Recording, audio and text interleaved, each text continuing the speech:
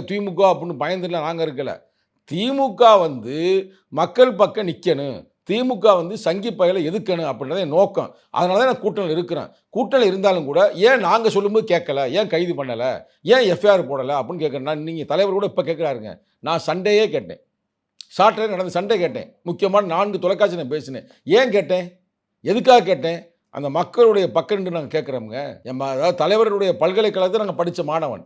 அப்ப தலைவருடைய மனநிலை எங்களுக்கு தெரியும். இது தப்புங்க. யாரா இருந்தாலும் இங்க வர அந்த மாரி செஞ்சவன, யார் செஞ்சிருந்தாலும் இந்த உலகம் ஏத்துக்கிறாது. நீ வெளிநாட்டுலலாம் ரொம்ப கேவலமா பேசுறாங்களாம். ஏதோ ஒரு நடிகன் போன பின்னாடி நடிகர் பின்னாடி போய் வெளிநாடு என்ன நார்த் இந்தியாலே பேசுறாங்களாம். நடிகர் பின்னாடி போய் செத்து போயிட்டாங்கடா மானங்கெட்டவங்க. இந்த தமிழ்நாட்டுக்காரங்களுக்கு அறிவே இல்ல அப்படின்ற மாரி பேசுறாங்களாம். அப்ப யோசிச்சு பாருங்க. கேவலமா இல்லையாங்க? இங்க பாருங்க ஒரு களத்துல போய் நின்றீங்க. செத்தீங்க. போர்க்களத்துல. ஒரு சுனாமி வந்து செத்து போனீங்க இயற்கை. அதெல்லாம் நேச்சுரல் டிஸார்டர். இது வந்து என்னது? மேன் மேட் டிஸார்டர்ங்க. அந்த மேன் யாரு? அவர் தான் விஜய்.